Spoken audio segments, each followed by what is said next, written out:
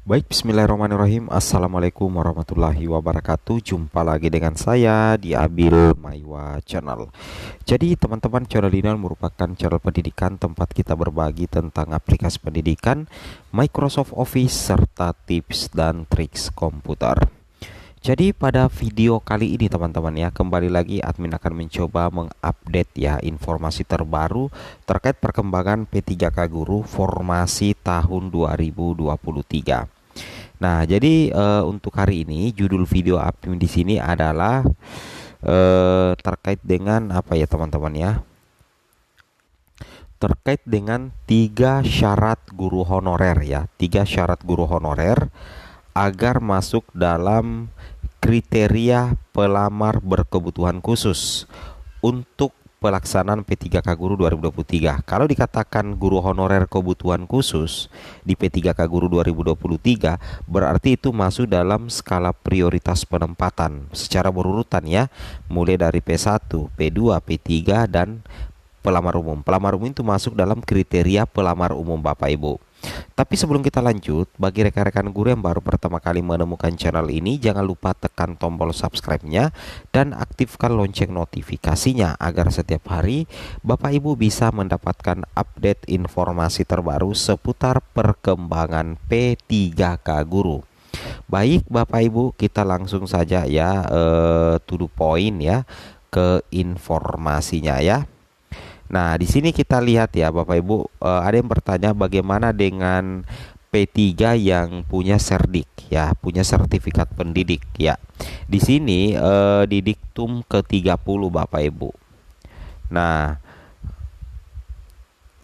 di sini ya kita lihat pelamar yang memiliki sertifikat pendidik linier dengan jabatan dilamar dan terdaftar pada pangkalan data Kemendikbudristek mendapat nilai paling tinggi sebesar 100% dan nilai paling tinggi kompetensi teknis. Ingat ya, jadi bagi Bapak Ibu guru yang punya serdik itu tetap akan diperhitungkan di sistem Bapak Ibu ya, di sistem SSCSN.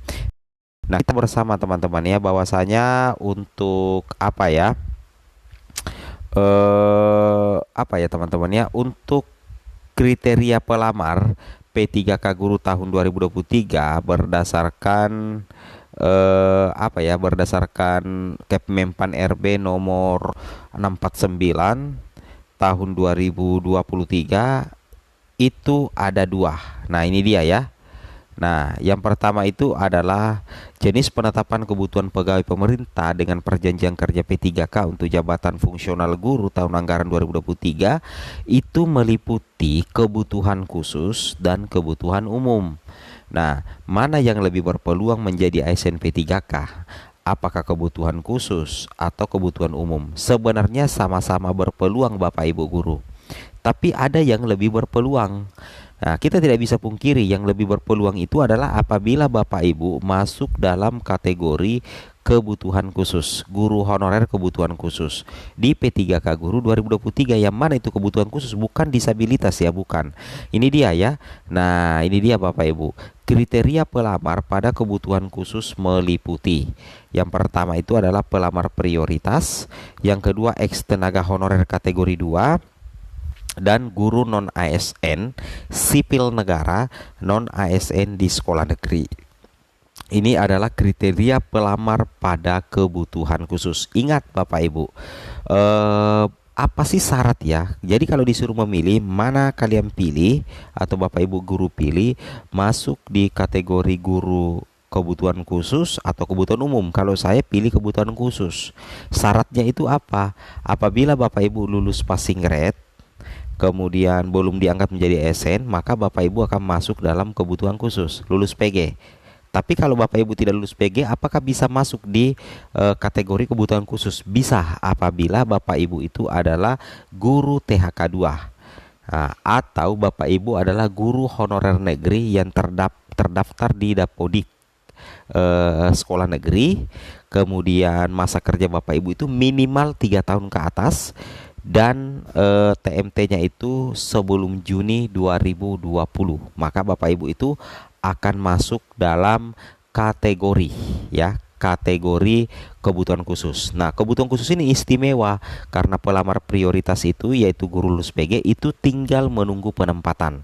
Sedangkan kalau ex tenaga honorer kategori 2, keistimewanya itu di P3K Guru 2023 hanya menggunakan tes CAT BKN soalnya observasi, kemudian tidak menggunakan nilai passing grade. Tidak ada passing grade ya.